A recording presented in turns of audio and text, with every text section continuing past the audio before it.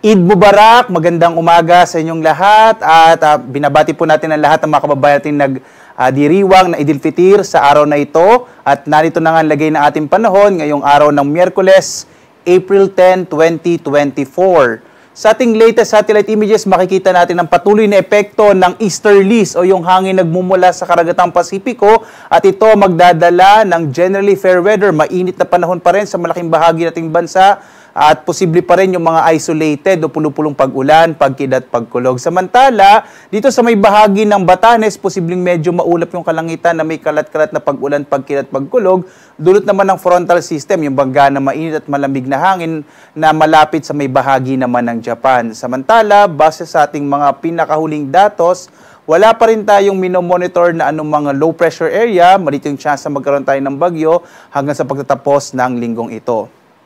At dito nga sa Luzon, inaasahan natin ang maulap na kalangitan na may mga kalat-kalat na mga pag-ulan, pagkilat, pagkulog, partikular na dito sa may bahagi ng extreme northern Luzon, itong area ng Batanes.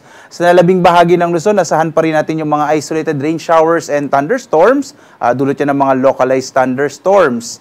At asahan pa rin natin ang mainit na temperatura at agwat nga ng temperatura dito sa Lawag na sa 25 to 33 degrees Celsius. Sa Tuguegarao, mainit po, nasa 25 to 37 degrees Celsius.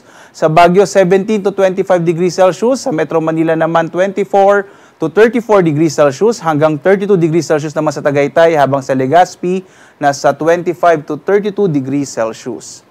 Dito naman tayo sa Palawan, Visayas at Mindanao. Makikita natin sa Palawan at sa Visayas, inaasahan din natin yung mga isolated rain showers and thunderstorms. Agwat ang temperatura sa Calayan Islands, 25 to 34 degrees Celsius. Sa Puerto Princesa naman, nasa 25 to 34 degrees Celsius. Sa Iloilo, hanggang 33 degrees Celsius. Hanggang 33 degrees Celsius din dito sa may bahagi ng Cebu, habang sa Tacloban, 25 to 32 degrees Celsius.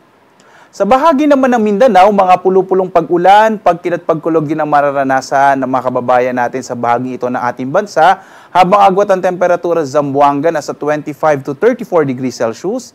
Sa Davao naman, 25 to 35 degrees Celsius, habang sa Cagayan de Oro, nasa 24 to 32 degrees Celsius. Sa ngayon nga, wala pa rin tayong nakataas na gale warning. Ligtas naman pumalawat yung mga sasakyang pandagat, maliliit na mga bangka sa mga baybayin ng ating bansa. Dito sa may extreme northern Luzon, katamtaman hanggang sa maalon na maaaring aasahan na lagay ng ating mga karagatan.